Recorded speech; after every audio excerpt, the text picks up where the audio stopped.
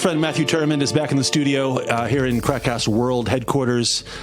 He is, of course, the son of Leopold Tyrmand, cultural icon here in Poland. I wonder if he gets tired of being introduced that way. Nope. Because he has quite a footprint of his own. He is a well-known editorialist and cultural commentator in two countries, both here in Poland and in America. He's here to talk about all things politics. We're going to talk about two elections, one past, one future, and maybe a few things in between. Anyway, Matthew, welcome back to the KrakCast. It's always good to be back in my happy place. All right, excellent. So we're going to talk about the Polish election from a few weeks ago, but before we do that, let me ask you a couple of things about the current political scene here in Poland, starting with just in the last week or so, we've seen two cabinet ministers replaced. Health minister, which under normal circumstances really wouldn't be interesting, but given the COVID situation, it's a big deal. And the foreign minister, which is always a big deal. Is this just kind of moving chairs around, or is there something deeper going on here? Well, they always want to, reshuffle back and forth to inject some new energy and excitement as if they're doing something. But really, it's always the same guvno, different ugly faces. When it comes to Szymowski, there's some hair on some of these allegations about cronyism. I know from people who know him very well that there's no truth to it, that his brother was involved in a startup doing drug development for decades and has been successful in raising funds and hitting milestones, so that there's not really the smoke there that Oko Press, who recently did a hit piece on me accusing me of running the global Islamophobic circles and fascism. A lot of tangents when Matthew talks. A lot of tangents. Well, but it always comes full circle, and it always every knot gets tied. But Szymowski, he did a good job. There's no doubt. But I think he was really under it. I mean, Isn't it a weird time to change health ministers given the COVID situation, given how it's going in the wrong direction now? I think on the Szymowski side, he just said, I'm done. So that's my guess. I don't know for a fact. I got Actually, that sounds reasonable. I just have enough of this shit. I mean, he got so screwed up by the Gazette of Wyborcza, Oko Press, Soros-funded lefty activist idiots that they really made his life miserable, his wife's life miserable. They've destroyed his brother's business. It does look bad, some of these funding mechanisms that went to his brother, but apparently, according to people I know quite well, nothing was really under the table. It was all above board and through the normal channels and mechanisms. So there might be something there, but yeah. Okay. So in short, I don't think he's a bad guy, and he did do a good job, and he probably just got fed up. How about the foreign minister, Mr. Rao? Anything to say there? Rao I know well. He's a wonderful guy. Chaputowicz was a place filler who is a joke. Chaputowicz. So Waszczykowski was no great winner, even though he's a decent guy, highly intelligent, with good experience. He just couldn't handle the job. He was in over his head, and he behaved rather horribly. San Escobar was just the tip of the iceberg, but it was a funny iceberg. I still love it. I still kind of tweet about San Escobar on occasion. In fact, there's a Twitter parody account that's hilarious, the embassy in San Escobar, Polish Twitter account. But Rao as a replacement is phenomenal. I've known Rao for quite a few years. He is a brilliant, erudite intellectual. This is a guy that in the early 90s had John Locke translated into Polish for the first time. That alone is proof positive of the kind of person he is. Most recently, he was in the Parliament on the Foreign Policy Committee and did an excellent job. Knowledgeable, sober, realistic analysis. Before that, he was provincial governor of the voivodeship that Łódź is in, so one of the bigger ones. And he was always at loggerheads with Hanna Zdrozdanowska, whatever, the mayor of Łódź, who was totally corrupt, P.O. Aparacek. And so they were always at loggerheads. I got to meet him because he had a street named after my father in Łódź, and he had to butt heads with Mayor Hanka over it. They're a spiteful bunch, those PO lot.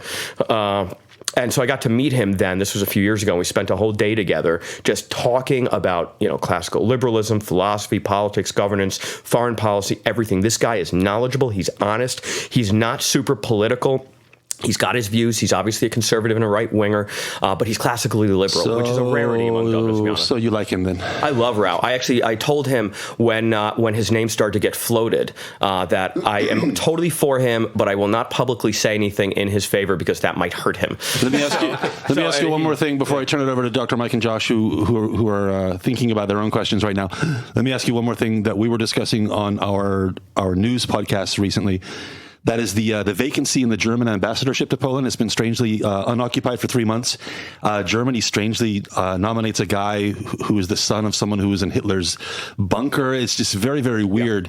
Any insights on this situation? Yeah, there's another component to it. So that's the headline reasoning behind not accepting his letters of credence and accepting him as ambassador. And it's a valid one. I mean, the sensitivities and diplomacy, these are important things. And Poland is still grappling with the second and third generation of people who did bad things, whether during the war or during communism and PRL.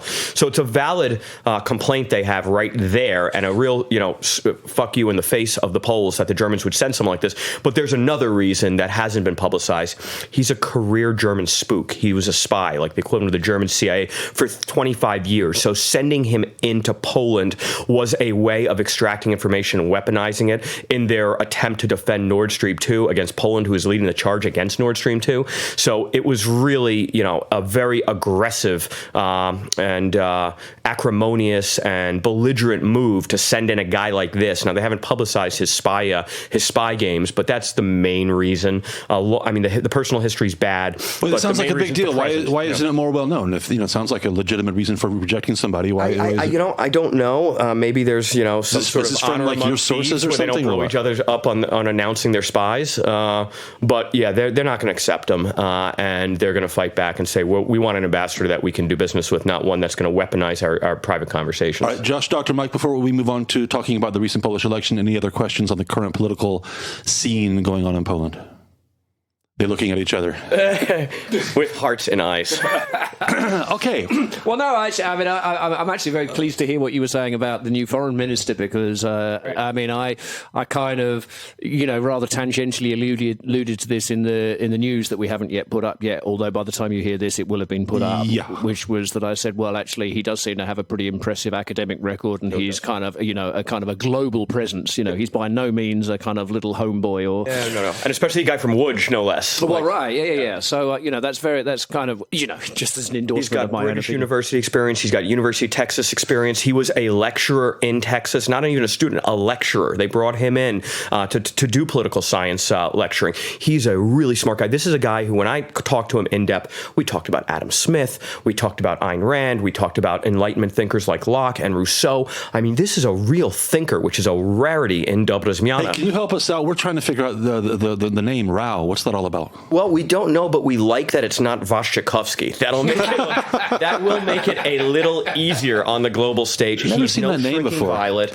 He's not shy, but he's also not aggressive and belligerent. He doesn't toot his own horn. He's not arrogant. He's very down to earth. Obviously, as we said, we discussed, well-educated and thoughtful. He does the work to understand the nuance and pressure points in the foreign policy debates he'll be in the middle of. I think it's an inspired choice. Apparently, he does have a relationship with Kaczynski going back, which is part of the reason why he got the nod. Sure. The other people who were in play were people like Shersky, who, for me, I would not be in favor of that. Do you see any other changes, high-level changes coming in the cabinet soon? I had a dinner last night with somebody very, very closely, connected to this milieu, and we were talking about it, and I don't know what the surprise will be. Possibly Tadeusz Kościński, the finance minister, who I love, who's a great friend of mine. He's a British guy. He looks like a gangster out of a Guy Ritchie movie, but he's like super awesome, smart, well experienced. He's worked for top banks and private equity firms in London. He doesn't need this shit. If he gets turfed out, he'll just go back to private equity in London. So he's a solid guy. I've been with him in New York when he has had meetings with Wall Streeters, and he speaks their language, not just English, but finance and business development.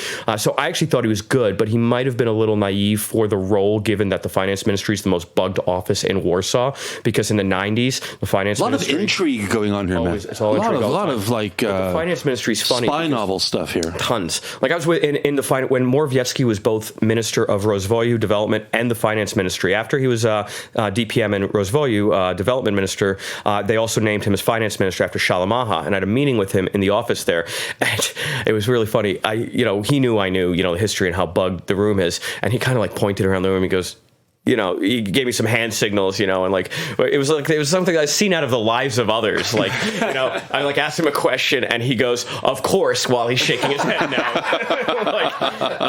Funny shit like this.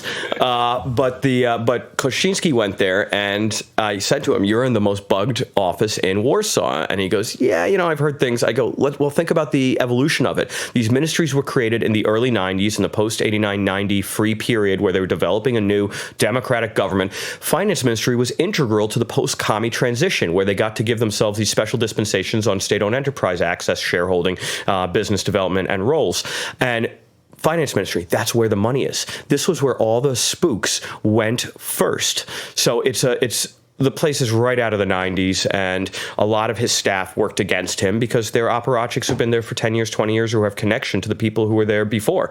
So it's, I love Tadeusz, and I hope he stays because I think he actually understands macroeconomics really well. We've had great conversations about tax policy, on what's an acceptable deficit, what kind of interest rates can you sell debt at before you have to raise the interest rate and you create some sort of a higher deficit for debt service. And he gets these things, which is a rarity in the Polish right. Let me step in here, Matthew, because you know so much about so many things that I have to be careful to make sure we have time for everything here, because I think you could probably fill our entire show today talking about debt ratios or something like that. All right, let's move on to the. We know what our listeners like. Let's move on to the recent. Was it 6 weeks ago now? 5 weeks ago, the Polish election. Yeah, July. Okay, for anybody who can't tell, Matthew is coming at things from the right, from the political right. So it's no mystery. He's very open about this. But when they're dumbasses, I call them out too. Now, you were very much backing Duda to win. You backed Peace to govern well. I guess you're happy with the result of the election. However, when I look at the margin of the election, I'm very surprised how small it was. What did you make of the very small margin that put Duda ahead? This is, and I did a lot of press in the U.S. about this, including like Bannon's War Room, which was a great segment because he ended it with, "You should follow Matthew Tyrmand. He's one of the smartest guys out there if you can get past his abrasive personality," which I thought was like hilarious. But I was like, are people going to know that's tongue in cheek? But what I take away from this is that Poland is even more polarized than the U.S. And we'll talk a lot about the U.S., but I believe that such a cliche these days, this whole polarized thing. If you've got a 50-50, split, that's a real polarization. In the U.S., there's a huge silent majority that we'll talk about that I believe will come out in November. We'll get to that later. Yeah. Right. But in Poland, there really is a 50-50 split. Confederacja kind of screwed shit up a little. When Bosak comes out and says, you know what, let's, all the Confederacja votes, which is 7% in the first round, should go to PO, not Peace, even though Peace is much more aligned on policy philosophy as well as social philosophy. And in general, the overlap there is rather robust, and there's no overlap with the rainbow fascist left. So what was his thinking then? He's a spiteful fuck.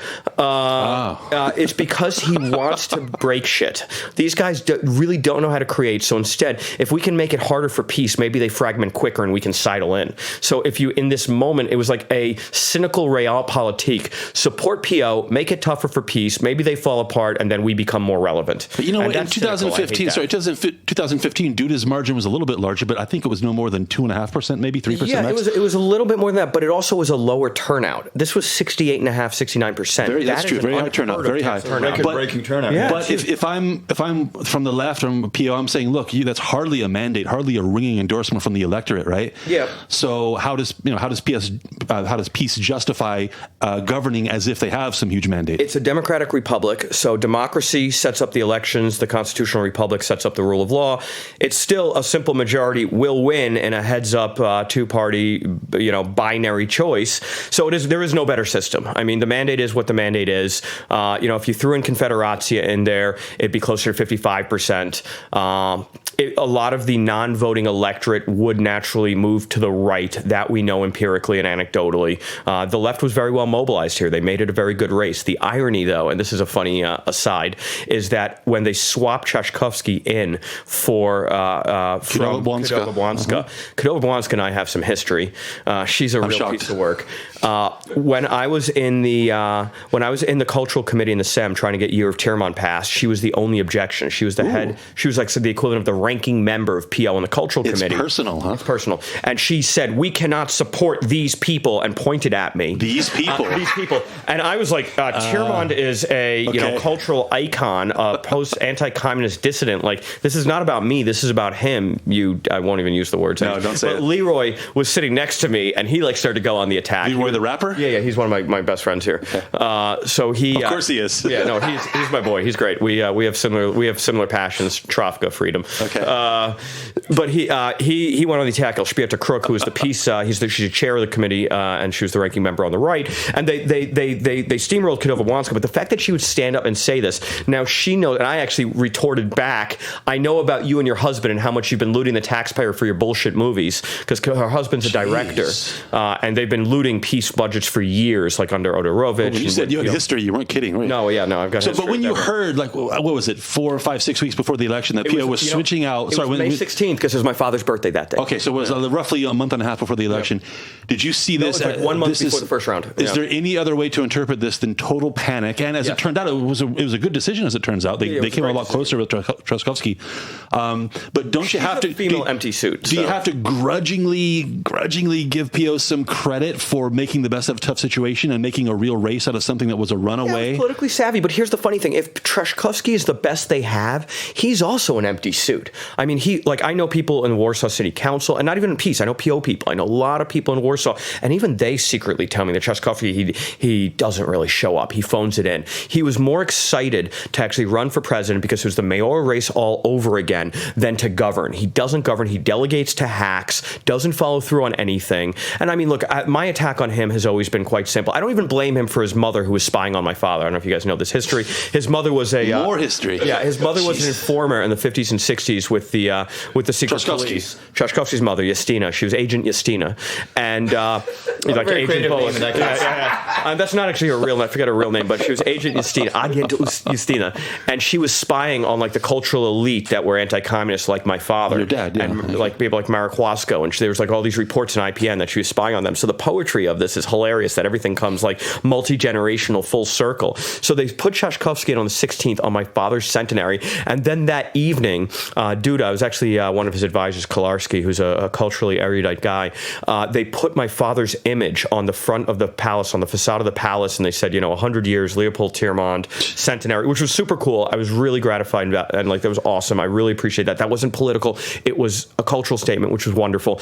But the irony of the day they swap in Truskowski for Kinewa-Błąska, when they put, and it's my father's birthday, and Duda's in this race against Truskowski, and they can, if they're actually smarter politically, they would have made some good hay from this and said, we stand with Tyrmand, an anti-communist, and Truskowski, the new guy, his mother was a commie informer. So there's such an amazing juxtaposition here that's poetic, and it just tells you everything about Poland the last 75 years, that we're having these same intergenerational battles on ideas and communism, apologia for communism, etc. How about this? Let me run something else by, again, while I'm waiting for Dr. Mike and or Josh to come up with their own questions. I'm just enjoying the show right now. Let me ask you one more thing. And we mentioned on our show a few weeks ago, I want to get your take on this. You mentioned the polarization. I said it's a cliche. Same in America, same in Poland. And in Poland, the divide... I don't think America's that polarized, by the way. The divide is kind of urban-rural, right? Yeah. The cities vote for one party, the countryside votes for another party.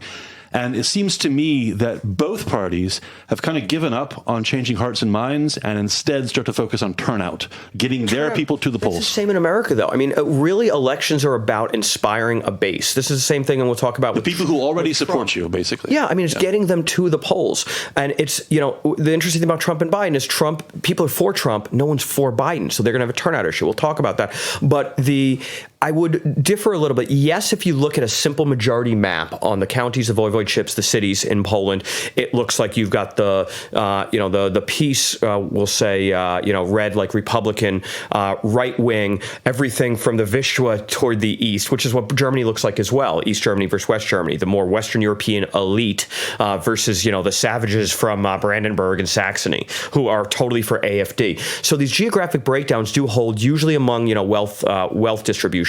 But in Warsaw, yes, if it was a simple majority, PO wins or Koalicja Europejska, the left wins, but you still get 40% who will vote for peace. Yeah. So the numbers do not, like those basic simple majorities don't tell the full story. Same thing in Szczecin, in Poznan. So yes, there's simple majorities, but then there's overwhelming support in the hinterlands for Dobra Zmiana, for peace.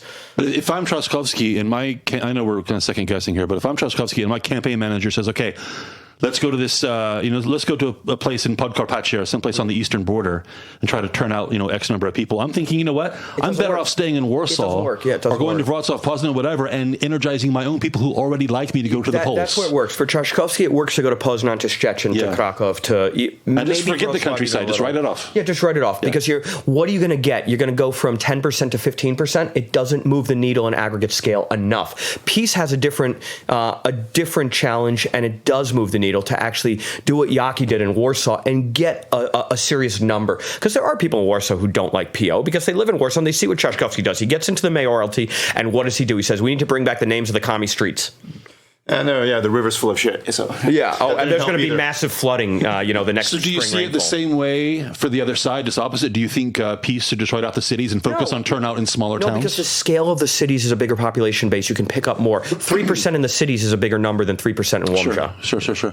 I think there's also the issue here that I'd like to say that during this last election, the left or PO went all out. This was the max they could get, and they still lost. Maybe, by the skin of their teeth, but they lost. And they coalition with those that they've been fighting with for 20 years. PSL, Nowoczesna in recent years, it hasn't been the best blood, but they worked together this time. Wiosna, which makes PO actually look like conservative right-wing nationalists. They tried to work with them as well. They were it was all hands on deck. It's like Trump and the Dems. It's be against them and come work with us, and we'll argue about our shit later. What did you make of the so-called second so-called debate, where both parties seemed like like kids, like they're going to take their toys and go? It was an absolute disaster and embarrassing for both sides. Children. The Polish political system attracts the worst. It seemed like Trzaskowski had more to lose, and he would have benefited more. It's just more cartoonish. It seems like Trzaskowski would have benefited more by being the bigger man and saying, okay, I'll debate you anytime, anywhere. But he had more to gain, but he let it go. It wasn't just the candidates. It was the media networks and what they stand for. And that's why I think it's more polarized than the U.S. Because there are no silent majority, unhidden, unspoken, unheard from silent majorities in this country. In the U.S., there are. There are huge factions and constituencies that just aren't heard until it comes time to go to the ballot box. Right. Here, everybody knows each other's shit. You know what you stand for. It's super divided. And the fact that these media entities are along these partisan lines, you've got Gazeta Polska, TVP, Dojeci, Karnowski, fraudulent brothers. You've got those guys all on one side. Then you've got TVN, you've got Gazeta Wyborcza, you've got now Soros-funded Oko Press. I don't know it's Soros, but I suspect it's Soros just because of the cartoonishness of what they write. It's right out of the Open Society playbook. So Na Temat, Newsweek. So it's so bifurcated. It's so binary. There is no middle ground. There is no neutral. The only neutral independent press I know in all of Poland is the KrakCast. Thank you very much. Finally. Matthew, so Duda wins.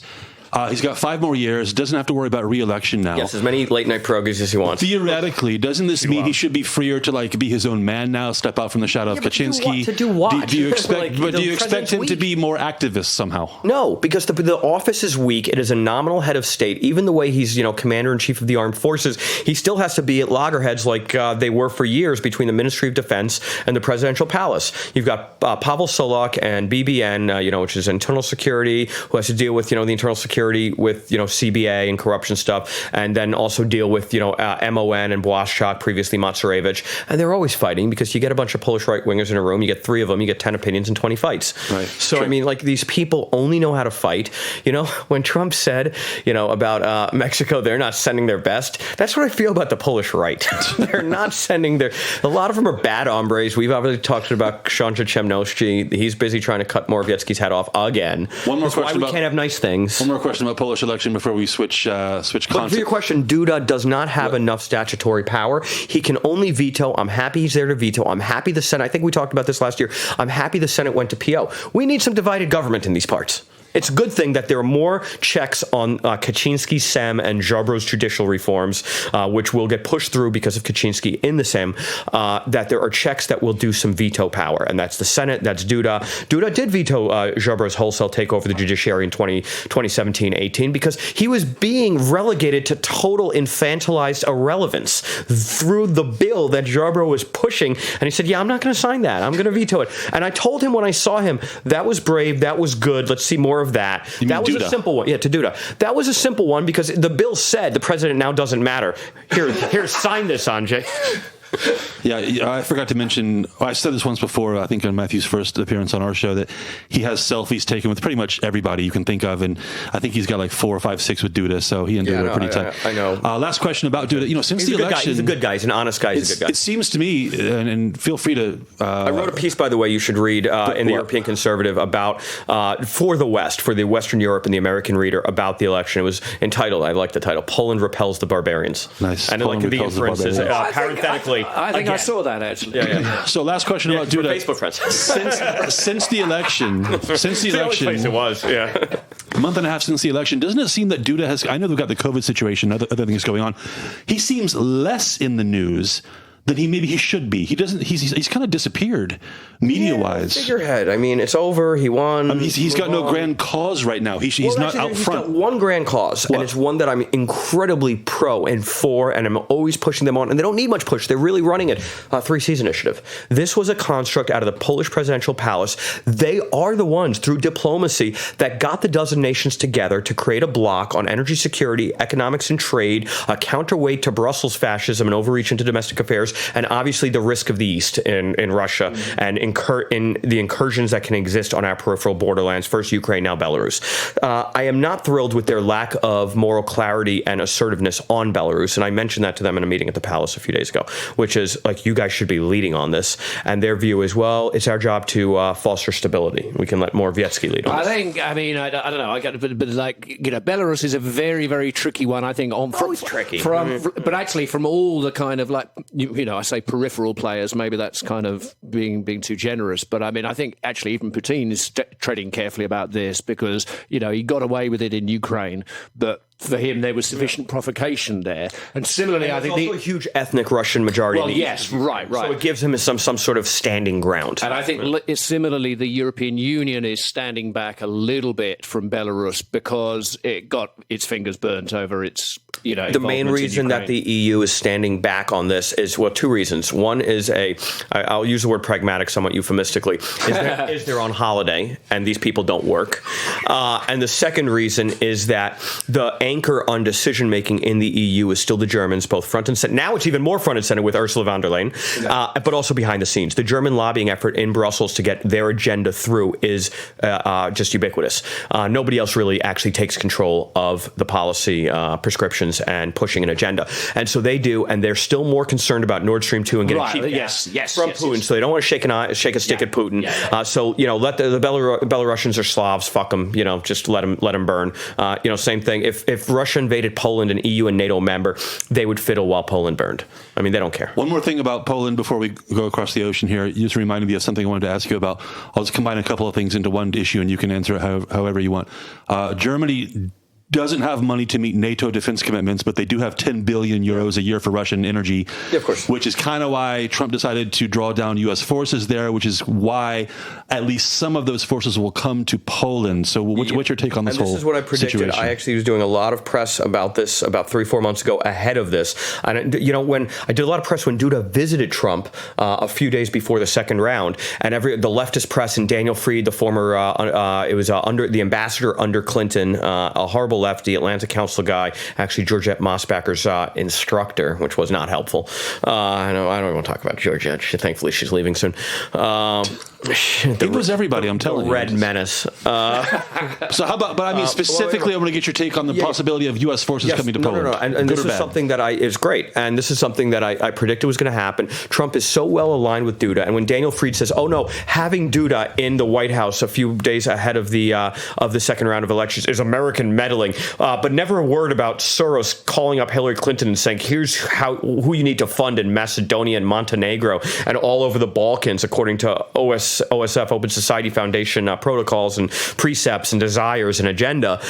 So, I mean, the duplicity and hypocrisy of these idiots is just, it's unparalleled. But, Trump is so aligned with the Polish right. Poland's the best ally that America has in Europe. Trump gets that. That's why he did his first state visit. I take a little bit of credit for it. It was my Kaczynski in a MAGA hat moment that I sent to the White House that said, yeah, these guys don't hate us. And that's why, he gave his first official state visit to Warsaw, gave this epic speech. There's a cultural alignment, there's a philosophical alignment, and there's a pragmatic, at the moment, policy It's already alignment. been almost 4 years since that? Wow. Yeah. And sending the troops was a good thing. Germany, I remember when I was at the RNC convention, it's four years ago last week in Cleveland, and I did an interview with Tefo Pej, Zuzana, what was her last name? The journalist, the DC correspondent for TVP, was at the convention covering it. And that day, Trump made that comment, somewhat offhanded, but somewhat well placed by design. We'll have to revisit our NATO commitments if our partners don't pay up. And so I did a whole interview about the subject, saying this is Trump, the savvy, cagey businessman, negotiating the way he does, very intelligently, putting people's back against the wall, making them feel they're at risk because they are, so that they can actually meet their bargains and commitments, meet their ends of the bargain. And I did this whole interview, and TVP refused to air it because it didn't fit the line that they wanted, that this is such a big threat to our existential security. And it was such nonsense. Meanwhile, what happened within 18 months of him being inaugurated? It went from 5 members of NATO paying the requisite 2% of GDP, which was US, UK, Poland, Estonia and Greece. And Estonia and Greece do not move the needles. The Greek planes that are part of the commitment are from 1960. The Estonians is a microeconomy. We love you, Estonia, but sorry, you're too small. Move the needle. I mean, Skype tax revenue is great and all, but it's not enough. Lovely place, but small. So it worked. Now we've got 8 nations and multiple nations that were already there committing more, and Germany's still a scofflaw, still a deadbeat, and still not paying. So the writing has been on the wall. Rick Grinnell, who I know very well, I was at his residence at a very funny dinner with all the German business elite when he was talking about Iranian sanctions, and like the German version of Unilever was selling Dial soap to Iran, and he was pounding the table. You're killing our business. We just want to help the Iranians clean themselves. I mean, like, it was just such bullshit. And Rick Grinnell's response to his aggressively banging the table, besides him having me there, a Breitbart writer, which really got them like, oh my God, we have a Jewish Nazi. I mean, it was literally, that was this dinner where we go around introducing ourselves. I was like, yeah, I'm my father was a Polish Jew, anti-communist. I write for Breitbart. And then the whispers, oh my God, we have a Jewish Nazi. But so Rick Grinnell's response to this dumbass corporate leader of Germany was, what's your revenues in Iran? What's percentage of your total revenues is in Iran? He goes, 1 to 2%. What's the total percentage of your revenues in the U.S.? He goes, about 40%. He goes, so you won't miss the Iranian revenues. And it was just so perfect. It was just money shot all over the guy's face. Splooge, splooge. It was beautiful. And Rick Grinnell is absolutely wonderful. But he was warning them from the first day he got there. It wasn't like this was going to be a big shock.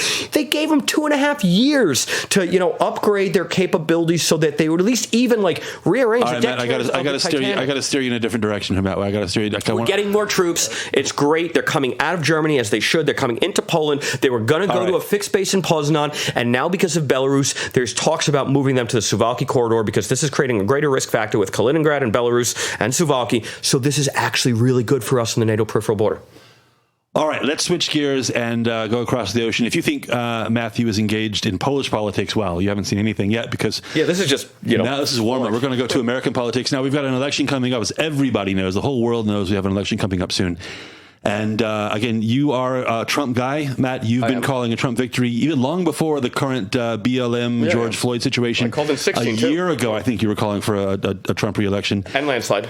And landslide, actually. Not just a small victory, but an emphatic, serious victory. Reagan 84, I've been calling it for a year. Now, I want to start by asking you this, or asking you to explain something, because a lot of people listening, let's say people who are not so politically engaged, kind of, get their news from time to time from maybe from the internet, maybe from mainstream sources, maybe Gazeta Wyborcza in Poland, maybe a Guardian type reader in the UK, maybe your CNN viewer in America. Norman Davies' son, Christian Davies. Not necessarily super political, but from what they know or from what they think they know, Trump doesn't stand a chance. He's been a disaster. He's horrible, and he's going to get beat down so bad. And so if the prediction that you think is going to happen, if it really happens, they're going to be confused, to say the least. Curious. How can you explain to somebody like that how it's even possible that Trump could win in November? Well, the simplest is just let's do a side-by-side. In August 2016, Hillary Clinton was up by 8 in Iowa. Trump won by 3. In August 2020, Biden's up by 10 in Iowa. Trump will win it by 10. And you can go state to state: Pennsylvania, Wisconsin, Michigan, Minnesota, which Trump only lost by a point. Minnesota was for about 100 years the leftiest state in the country. This was after progressivism was legislatively born in Wisconsin with Fighting Bob La Follette in the turn of the century, the Woodrow Wilson years, and then into the 1920s. Minnesota became the real progenitor of progressive state-based Hubert Humphrey values. and all the and you look at Reagan labor 84, leaders and whatnot. Yeah. Reagan 84, he won every state in the country except one. won. Minnesota. Walter Mondale, his opponent. And just a quick reminder for non-Americans, maybe for some Americans, we don't have one election, we have 50 elections, right? And so each state has their own. If you include Guam, American Samoa, Puerto Rico. And they're each worth a certain amount. And so this whole talk about the popular vote, the popular vote doesn't exist. That's not a thing, but different subject. But we have 50 different elections. They do a lot of generic polling where it's just across the country. So if you have a normally distributed skew based on population anchors, California's got 40 million people. Californians are hard left because they've got good weather and they're on the coast and it's quite beautiful, so they're willing to pay 15% state taxes. Most Americans actually do work and they don't get to go to Pacific Coast Highway and the beach in Santa Monica every day. So they have a little better, more realistic value systems. Minnesota is going to be over. I thought Minnesota was going to be won by Trump overwhelmingly even before George Floyd, and they burned down the Twin That would be the shock of all shocks for Democrats if they were to lose in Minnesota. Not just Minnesota. Here's a real kicker: New Mexico. Yeah. Well, certain states, Massachusetts, New York State.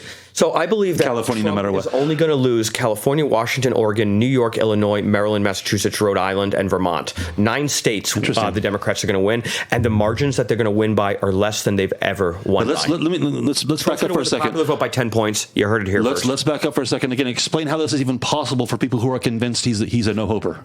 Let's go back to... What do you know that they don't know? Well, I've got common sense.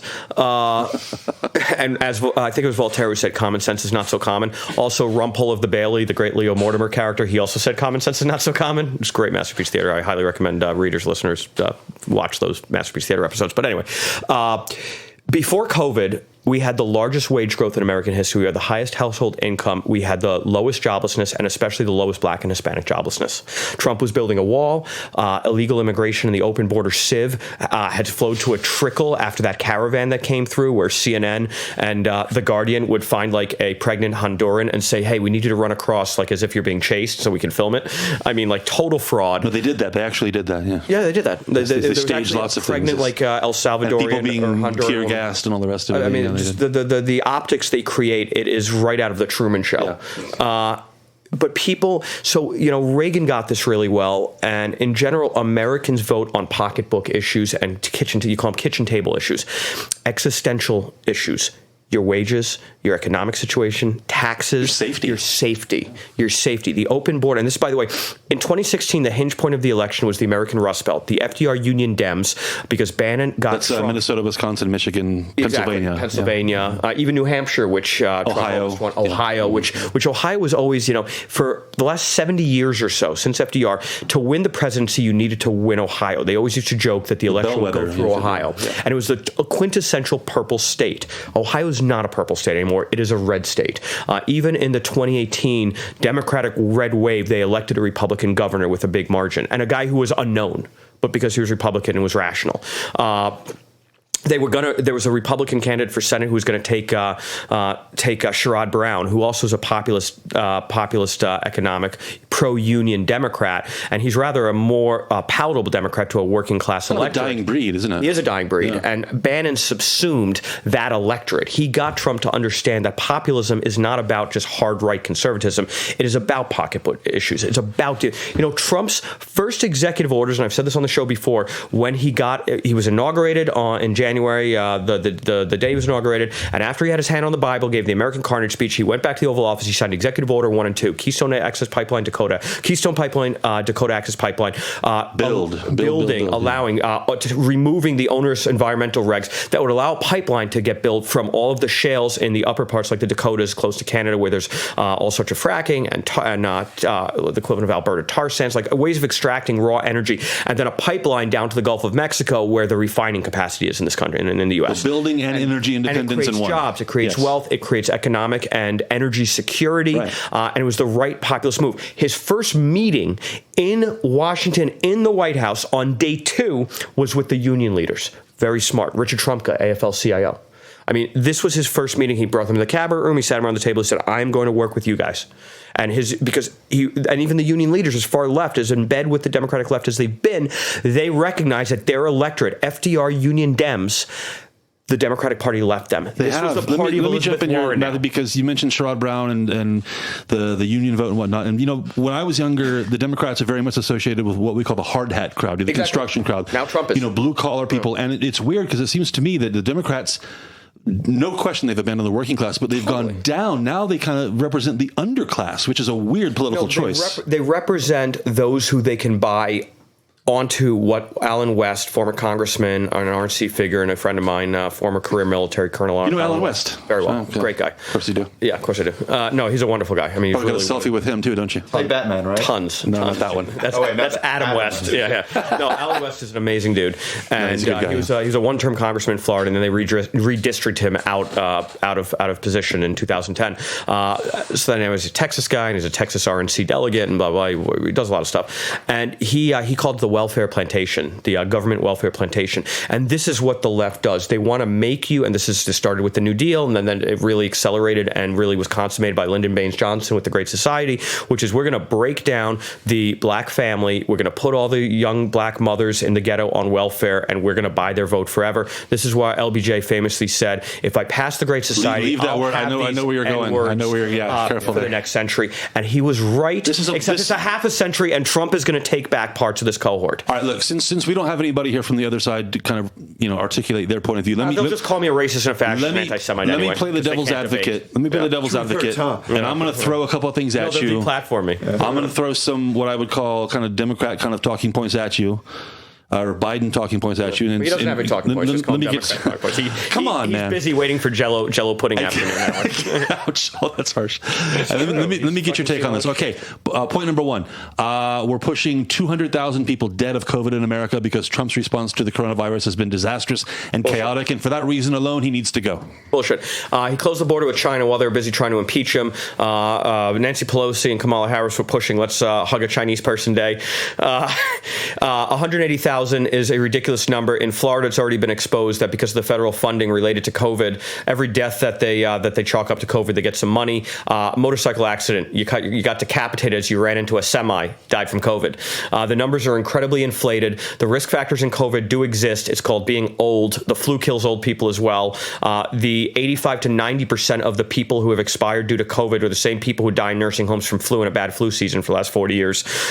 This is just a natural selection. Yes, COVID is bad. It's more transmissible. At the same time as they're saying COVID is the worst thing ever, they won't acknowledge that it's obviously a bioengineered bioweapon designed by the Chinese, probably out of control. I don't think they tried to set it off by design because they got hurt as well. But they then exported it around the world because they needed to make sure that there was not a relative, not an aggregate downgrade of Chinese economic potency. They needed to be relative so that everybody else suffered. And Trump's the only one who's called them out, and then they say he's racist for doing so. So, I mean, they're talking out of both sides of their mouth. Neither side of their mouth is saying anything sensible. The American people get that. Trump is the one who's going to hold China responsible. He was elected on holding China responsible for stealing IP, for manufacturing offshoring jobs, which comes back to why the Union Dem FDR vote has gone to him, why Ohio is now a red state, Michigan, Wisconsin, Pennsylvania. Biden says we're going to put AOC as an environmental czar. Congratulations, you just lost all of Western PA fracking, which is the hinge point of Pennsylvania.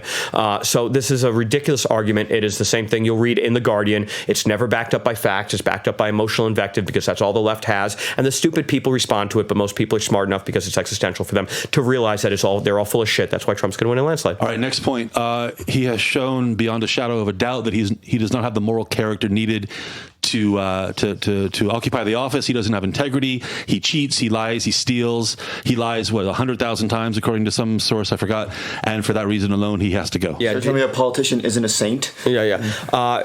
Any corruption you might allege that he was engaged in was being involved in the New York City real estate sector, in the private sector where he had to make his bones. He created a lot of jobs. He created a lot of skyline. He created a lot of wealth for himself and others because the free market's a beautiful thing.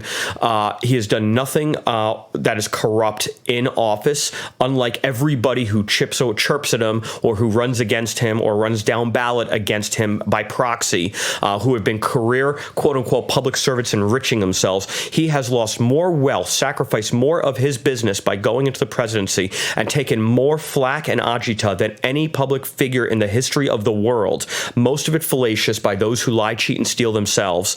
He's done a great job on a million different policy issues. issues. He's kept his word on serious policy issues. He's done more that is morally correct, whether it is sanctions. He's increased sanctions against Russia. He's done more in the Mideast. He's helped with détente with Israel and UAE. He's stood with allies. When he says he works for Putin, well, here he is strengthening NATO in every which way. When he's a racist, here he is pardoning Alice Johnson and other low-grade drug offenders who the Biden 94 crime bill put in jail for holding a marijuana joint as a first-time offender. He has done more for Black America, whether it's criminal justice reform, whether it's joblessness and creating the environment where jobs can be created at the low end by protecting the border and not allowing a wholesale migrant incursion that degrades mostly Hispanic wages in Arizona, New Mexico, Colorado, Nevada, Texas, and Southern California. He's done a phenomenal job in that. I want to make this point before that we talk about the Rust Belt as a hinge point of the election. It was in 2016. The Hispanic vote in those states I just mentioned, 4 swing states, Colorado, Nevada, Arizona, New Mexico, California will be Dem, Texas will be Republican, but those 4 Southwest swing states, Hispanic legal voting citizens have 2 main issues, and they're going to vote for Trump because of them: wage degradation that comes from illegal labor and security and safety that comes from cartel wars and gang wars in Albuquerque, where their kids have to go to public school. He's going to do remarkably well with the Hispanic. They are conservative on a social level. A lot of them are Catholic. There's a growing Hispanic Protestant evangelical cohort. He's going to do really, really well with these demographics. Next point. He was never a legitimate president to begin with, because Hillary Clinton got 6 million more votes, and it's only because of the quirks of the American system that he got in office to begin with. Popular vote is exactly why we have a constitutional republic and a brilliant electoral vote system, because the founders knew that they wanted a republic, not a democracy. And a democracy, and this is something the Enlightenment and the founders through the late part of the 18th century were discussing in depth, and we're discussing in the Federalist Papers. A democracy is tyranny of the majority. The 51% can vote the 49% off the island, or if they're cannibals, into their stomachs. And as a result, we have a very strong Republican electoral system that makes sure that out-of-touch cohorts in California or D.C., the East Coast, and New York and Boston and Philadelphia cannot swing through the tyranny of the majority, an overwhelming mandate over the top of the heads of the other cohorts that might have a differing agenda based on geography and location and size and scale of this country.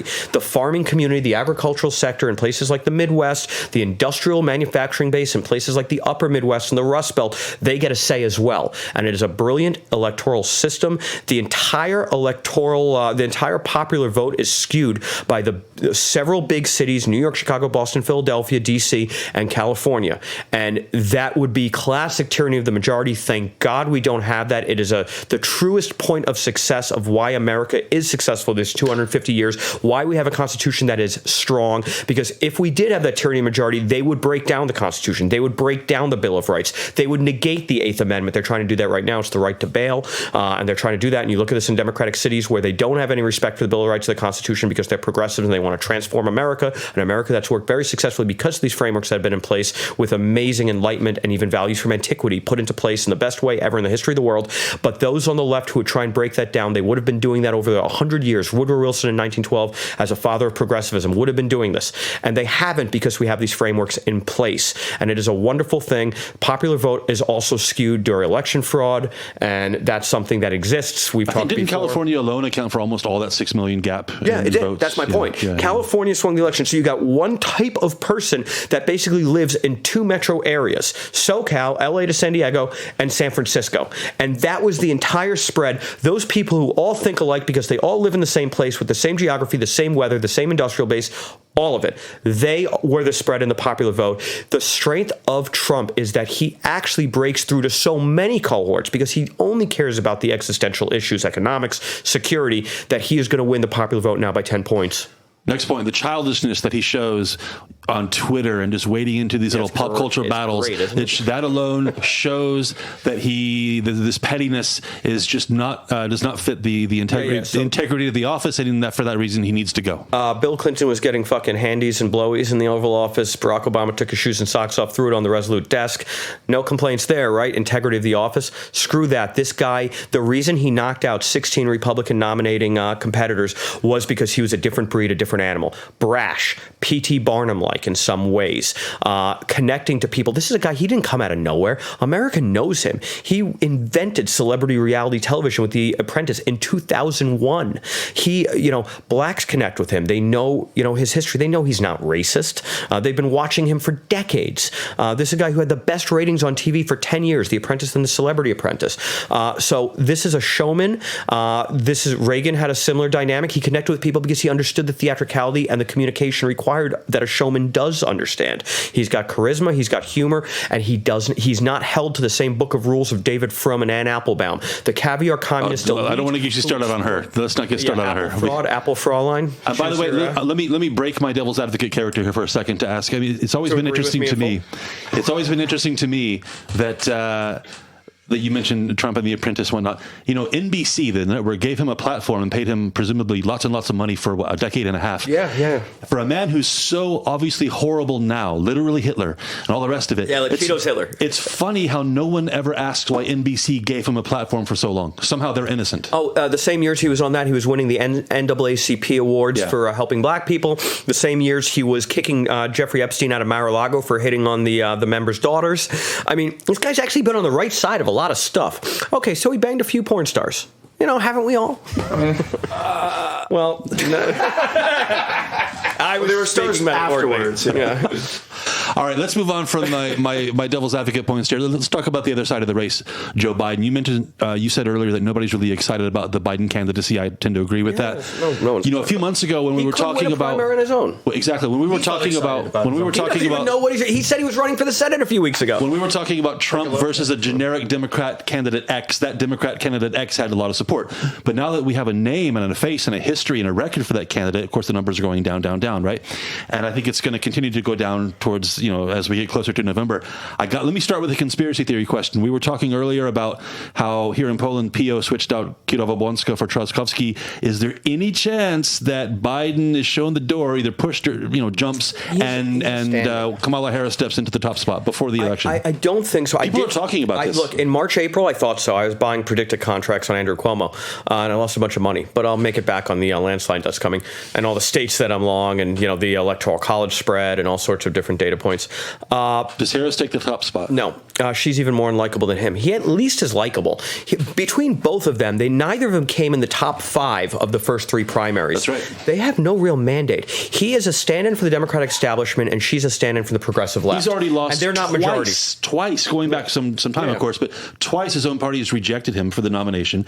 This time, after Iowa, New Hampshire, yeah. And he didn't get any momentum until he got to South Carolina, Nevada. Okay, yeah. So no momentum until he got to South Carolina. That's because of a different demographic in South Carolina. It was a backroom deal. He got Clyburn to endorse. Okay, well that too, and his association with Obama helps him in South Carolina. So he was on life support until the campaign got to that point, and now we're supposed to believe he's this unstoppable runaway train for the Democrats. I don't buy it. He doesn't even know what country he's in. He is as senile as King George III during the and I hesitate to say this because I don't want to seem cruel, and we don't want to alienate. I know it's a serious issue, and this is a serious issue that affects a lot of people. Dementia and mental health, psychological, mental decline as you get older. So it's not funny at all. So I don't like these memes that kind of make fun of him, I have to say.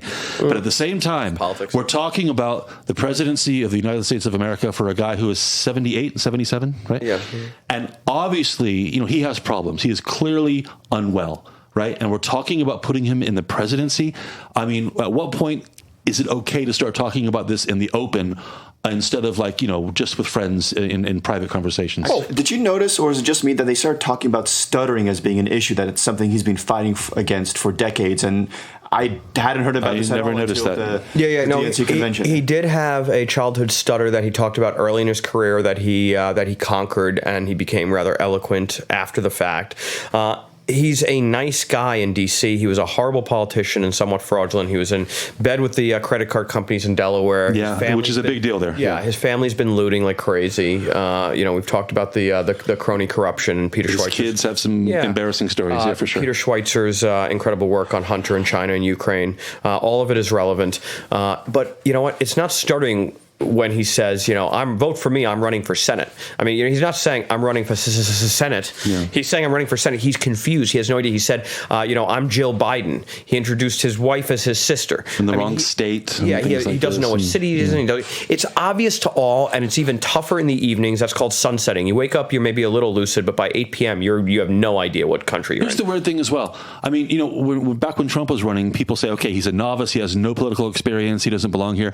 Okay, it's a legitimate question. You may or may not agree, but it's a fair point to say that this guy has no experience.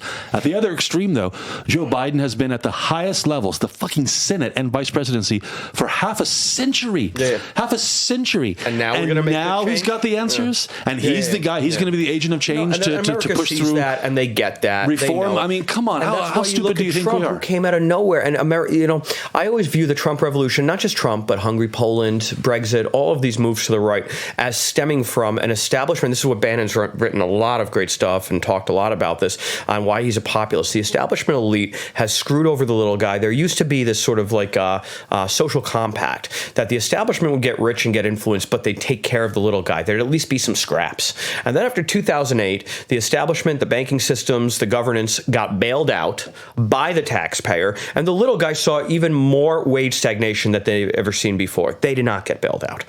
So this came to a head in 2016. Trump came in and he made all of these promises. And as the convention theme suggested, the theme was promises made, promises kept. He's kept a lot of promises. His commitment to getting stuff done. This guy is a dynamo. He sleeps 4 hours a night. He doesn't drink. He doesn't smoke. He's obsessed with action, with executive action. This is who he's been. We saw it on The Apprentice. The Apprentice wasn't staged. It was a legit competition between people who were competing to work for him. And you saw it in every episode. I had friends on The Apprentice, and I watched the show. Yeah, Rebecca Jarvis, she came in second the second year. Good friend of mine.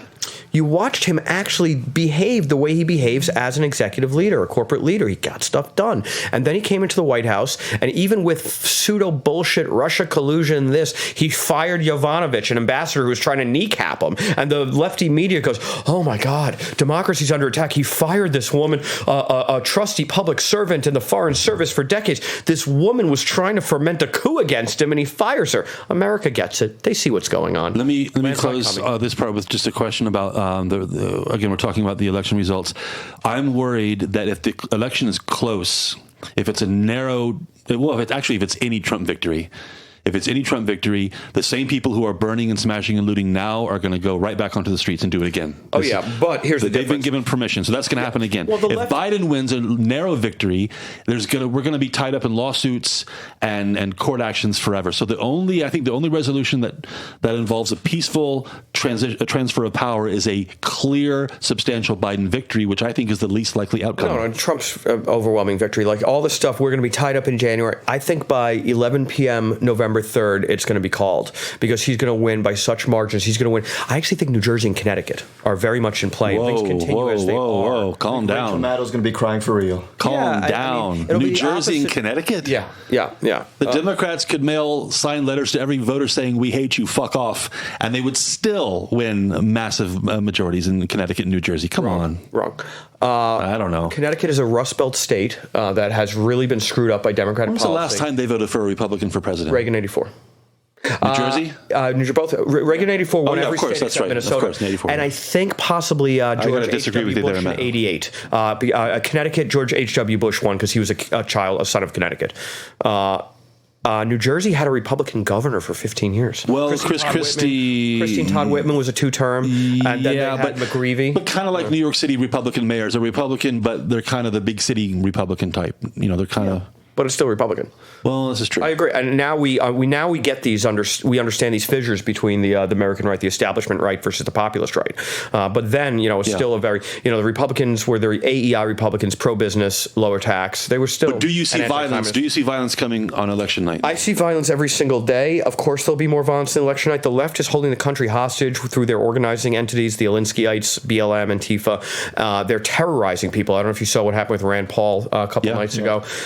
of people coming out of the RNC. Yeah. Everyone coming out of the White House was being terrorized by these activists, these peaceful protesters. I love when CNN says they're peaceful protesters, and you have a video of them throwing a brick through a window, there's like a huge beating an fire old in the background with a stick to death. Peaceful protesters. Fire, but mostly peaceful. It's Orwellian. Don't believe peaceful protests that intensified. Yeah, that's what they say. Last night, a Trump supporter was killed in this Portland. The right tried to do a counter to the BLM and Antifa, and they did a whole car caravan, and they killed a Trump supporter, Antifa, and the Antifa was celebrating in the streets. They said, "We killed him, and the media, the mainstream media, is running out. He was a white supremacist, and the inference is he deserved it. Of course. You think if the Democrats had gone a different way, let's rewind a year ago, and somehow a different candidate emerges on top in their primaries, and we avoid the whole BLM George Floyd situation, don't you think it would be, don't you think the election was there for them on a platter for the taking? No. I do. I think it should have been easy for the Democrats this year. That's a mainstream media narrative. I'm telling you, as somebody who travels to 20 to 30 American states a year, Trump is so incredibly popular. Trump bumper stickers, Trump flags, enthusiasm in of it, yeah. And there's an enthusiasm because he's not a Republican, he's not a Democrat. He's a populist nationalist conservative, and the country is silent majority conservative that believes in America. They don't want to destroy America. This is 1968. This is Nixon when he won a strong mandate with George Wallace from the right taking the 3 southern states, Alabama, Mississippi, and Georgia. This is 1972, a giant landslide on the right, because after 1965 to 1972 with the Vietnam War, was McGovern, right? At McGovern, the Weather Underground bombing police stations, the Fort Dix bombing. People have enough. People feel unsafe. Yes, people don't like rioting. And C-SPAN, every night after the convention, they did call-ins, and it was Democrat after Democrat saying, "I voted Democrat my whole life. I'm going to vote for." Yeah, Dr. Mike and I were talking about that earlier. That's kind of the thing making the rounds now, especially in the Twin Cities. And by the way, you know what white suburban housewives hate? Trump's perceived misogyny. You know what they hate even more? It's getting scared about defunding the police and their kids won't be safe. Yeah. You got to think, Matt. You got to think that the establishment Democrats in D.C. they know that their, let's call it the activist fringe leftist wing is ruining the party for everybody. Most of them don't. Look at Kamala Harris. No, look at Kamala Harris in an interview on with Stephen Colbert like 4 or 5 days ago. She goes, "The riots are going to continue." She smirked. She smiled. She said, "We're not going to let up. This is going to continue until we transform America." Are they just delusional? Yes, out of touch? Look, this is something I've always said, and I believe I've got more than enough empirical and anecdotal evidence and even numbers that if you're a leftist, you're a fucking idiot, and they're fucking idiots. They have supplanted faith and religion and patriotism and belief in something bigger than themselves with social justice as their cult. And they talk to themselves. Environmentalism. And that's part of the cult. That's part of their social justice cult. If you read Vox and Nate Silver and Salon and Mike, you preach to the echo chamber and everybody's a racist. Look at the narratives. A new book, top of the Amazon bestseller list, Why Rioting and Looting Are Going to Save the Country. Another one, if you're not an anti-racist, you're a racist. So if you actually believe in meritocracy, you're Hitler. All right, you're calling for a landslide. Now, a landslide in a presidential election, you don't have to get 70%. You can get, I think 55 is probably a landslide, actually. If in the right distribution, 55 gets you a landslide. Are you calling for at least 55, 45? I believe 10 points in the popular vote, and I believe it'll be about 70% of the electoral votes. So you're calling for at least 55, 45? It's going to be 200 electoral vote spread. And to give you an example, it was 306. He got 306 in 2016 to 232. So that was considered a landslide, and that was a spread of 75 votes or so. It's going to be a spread of 200. Well, the whole world will be watching. I know all of us will be up late. I did like I did last time. Did you guys stay up? I watched it. Yeah, of course. I got to. I mean, I don't know. We were messaging each other. It's a lot of fun. I've been in Warsaw on night 2, 3, and 4, 3 and 4 of the convention, and I was watching it from 3 to 6 a.m. every day, and that was a pain in the ass, but I did it. Matthew, for anybody who's interested in following you and what you're posting online, what's the best place to follow your work online? Shitposter.com. No, just kidding. Troll.com. Trolling101.org or .edu. It's going to school you. Yeah, my Twitter at Matthew Tyrmand, my Facebook, I do a lot of just random posting articles. So my last article was this European conservative recap of the Polish election. The Poland repels the barbarians. You Google me, you find it. In Poland, you find a hit piece, charlatan with good last name.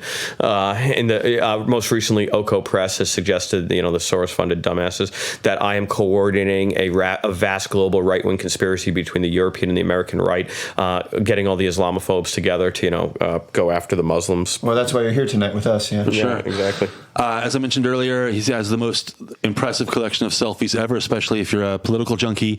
Go to his Facebook page and just, it takes like 30 minutes to go through all the selfies you posted with like literally a who's who. And not just from the political right. You have a lot of selfies with, your ideological enemies as well. Yeah, well, I can smile and hit click and then I back.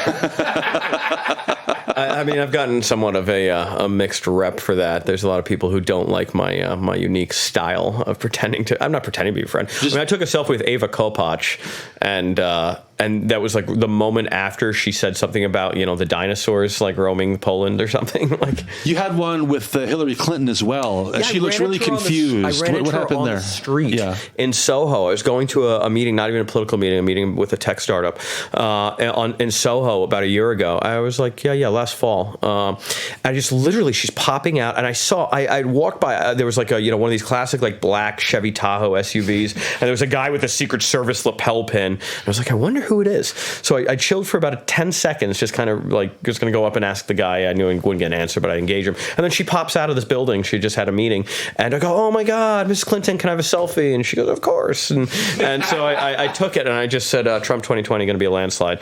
And I'm not sure she heard, but one of the Secret Service guys did hear as he was closing the door after, and he couldn't help it. He smirked, and it was really funny. And then also in the selfie, which was really funny, this was not planned. It just kind of happened. There was some random dude walking down the street who was wearing like a Jeb T-shirt or something. Have you ever been turned down for a selfie? Yeah, all the time. So, any asshole stories about people who were not nice about it? Petru is a bit cagey. Richard Petru. Nowoczesna. Oh, okay. Who else? Mick, I burned him once. The second time, is that the Dvorak guy? Yeah. So I'd gotten him in outside Zahenta one time. That was my first selfie actually with a real oppositionist, and all of the idiots on the Polish right were like, "How dare you take a selfie?" I was like, "Selfies aren't endorsements, dude. They're just selfies." And then I saw him in New York at an event, and he recognized me. I was actually suing Gazeta Wyborcza at the time. Another one that stands out in my memory is one. I think it's. What's his name? Abe, the Japanese prime minister? Yeah, well, I just reposted that because he doesn't look like he was really aware of your presence. I shook hands with him. We talked for 1 second. I was like, "Can I get a selfie?" And he didn't hear me and started walking away, and I just took it anyway. Oh, okay. So, this was outside his hotel during the UN, the UN General Assembly, and I'm a member of a club that was like around the corner from his hotel, and I just randomly saw him, and I just popped in, and we actually talked for a second. And he's an unbelievably nice guy, like super nice, like really sweet. Who's at the top of your list in terms of the selfies you don't have yet? I've got a few with Trump. Must be somebody. I've got Kaczynski, who, so that's the king of Poland. Oh, you have Kaczynski. Yeah, I've got bunches of tons. Yeah, Donald Tusk I don't have. So that would be interesting. I think he blocked me on Twitter. Lech Wałęsa I have. Orban I have. I don't have Salvini yet. I've never met Salvini. Okay. Been in a room with him, but I haven't met him. How about Melania? I've been in a room. I've been 5 feet from her, but I don't have a selfie with her. See, that would be a nice one. I don't really, she doesn't really move the needle politically. She's. Well, but still, just for for points. I've got her. I got a Kornhauser Duda. So. How about Obama? Michelle or Barack? No, but I actually know them from the 90s. So I know Obama. He wouldn't recognize me now, but man, did he not like me. I never told the story in the KrakCast. I got into a shouting match with him in '99 before anybody knew who he was. Okay, give us the executive summary. He came to my dorm in Chicago when he was a constitutional law lecturer and a second-term Illinois state senator, and he came to my dorm because the head of my dorm was this African immigrant social justice warrior progressive 10-year, 15-year divinity school doctoral student who was like organizing like community activism on the South Side. And he brought Obama to my dormitory during orientation my freshman year at U Chicago to recruit community activists to join their network of door knockers and racial shakedown artistry.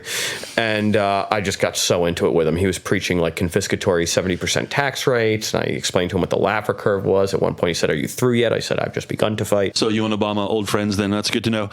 Well, Matthew Tyrmand, he of the amazing selfie collection. Go to his Facebook page, go to his Twitter page, and lots of places to find his work. Matthew, thanks very much for joining us. And we all look forward to following your prediction on November 3rd. Is it the 3rd this year? I don't know what the date is. Tuesday, November 3rd. We'll have it called by midnight. Perfect. Thanks again, Matthew Tyrmand. Yeah, I'll be back next week.